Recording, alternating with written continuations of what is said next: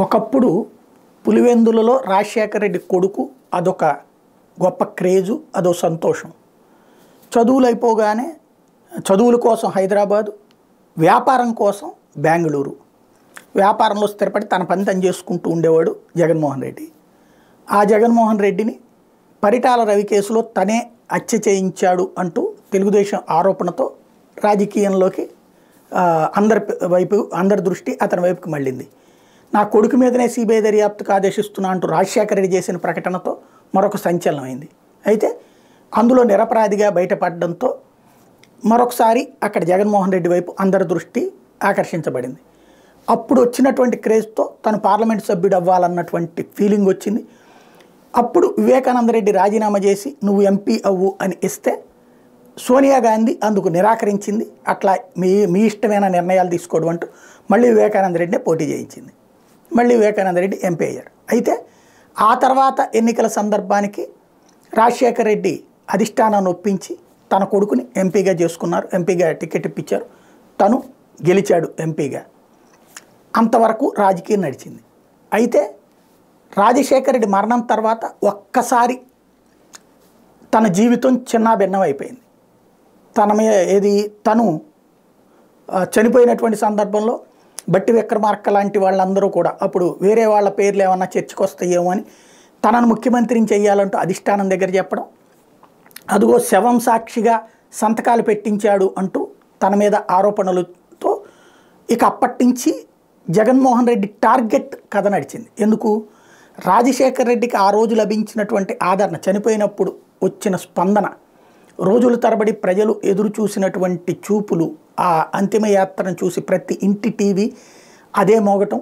అసలు వ్యాపారాలు స్వచ్ఛందంగా మూసేశారు. ఎవ్వరు బంధుకు పిలుపునివ్వాలి, స్వచ్ఛందంగా మూసేశారు. చనిపోయింది యాక్సిడెంట్లో అయినప్పుడు బంధుకి ఎవరు పిలుపునిస్తారు?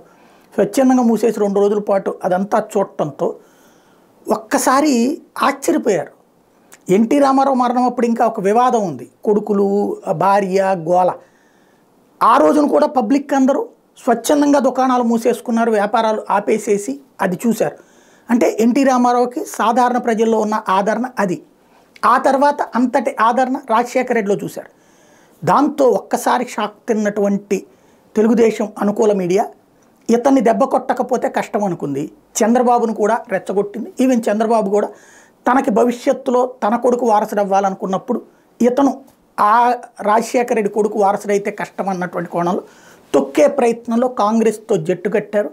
చివరికి అతన్ని ఓదార్పు యాత్ర చేయనివ్వలేదు. ఓదార్పు యాత్ర చేయకుండా ఆపే ప్రయత్నం చేయడం, దానికి తిరగబడ్డ వ్యక్తి కాంగ్రెస్ పార్టీని వీడి సొంతగా తన తల్లిని ఎన్నికల్లో పోటీకి నిలబెట్టి తను పోటీకి నిలబడి గెలిచి చూపించాడు.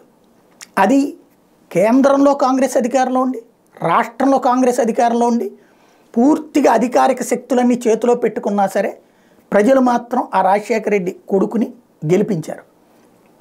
దాంతో అతని సత్తా ఏంటో తెలిసాక, అది కూడా ఏకంగా 5 లక్షల ఓట్ల మెజార్టీతో, అది సోనియాకి విసిరినటువంటి సవాల్లో తను గెలవటంతో సోనియా తన కసిని తీర్చుకోవడం ప్రారంభించింది. తీసుకెళ్ళి పెట్టుబడులు పెట్టిన దాన్నే నేరం కిందన పెట్టుబడులు బలవంతంగా పెట్టారని చెప్పమని ఆ రోజునున్నటువంటి వాళ్ళ మీద ఒత్తిడి తెచ్చారు. ఆ పెట్టుబడిదారుల మీద సామదాన భేద దండోపాయాలని ప్రయోగించారు. రాష్ట్రాల్లో వాళ్ళదే ప్రభుత్వం, కేంద్రంలో వాళ్ళదే ప్రభుత్వం. అయినా ఆ పెట్టుబడిదారులు ఇలాంటి రాజకీయ ఉచ్చులోకి మమ్మల్ని లాగద్దంటూ నిరాకరించారు. నిరాకరించినందుకు ఆ పెట్టుబడులు పెట్టిన వాళ్ళ మీదనే కేసులు పెట్టారు. వాళ్ళని కూడా అరెస్టులు చేశారు. అయినా వాళ్ళు వెనక్కి పోలేదు. ఈ రాజకీయ ఉచ్చులో పోవడానికి, చిక్కుకోవడానికి సిద్ధపడలేదు. జగన్మోహన్ రెడ్డికి అది బెటర్ అయింది. అయినా సరే 16 నెలల పాటు రోజుకో సాకు చెప్పి జైలు నుండి బయటికి రాకుండా సోనియా గాంధీ ఉంచి పదే అతను ఒప్పుకుంటే అతని బయటికి తీసుకొస్తామంటూ కబుర్లు చేసింది.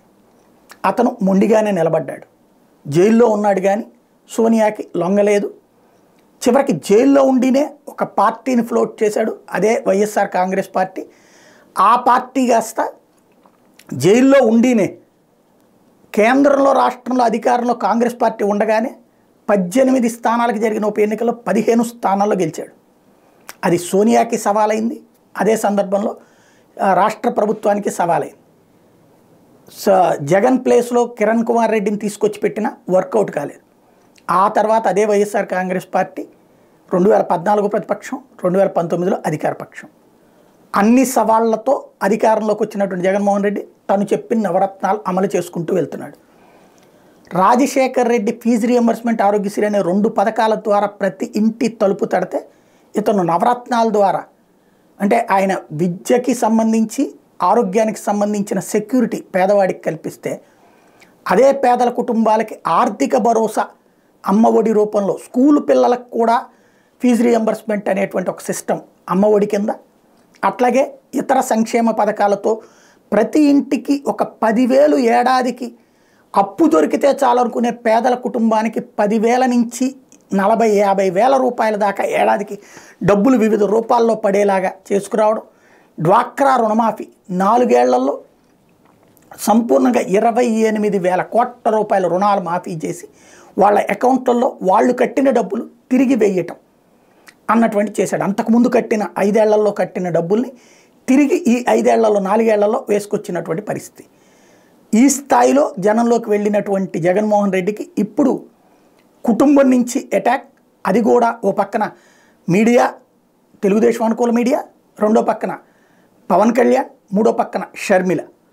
టోటల్గా జగన్ రాజకీయ అంతం అన్నటువంటిది పంతంగా నడుస్తున్నటువంటి ఎత్తుగడలో ఇంతవరకు ఇన్నిటి తట్టుకుంటూ వచ్చాడు. ఇప్పుడు తట్టుకుంటాడా, పడిపోతాడా తేలాల్సి ఉంది.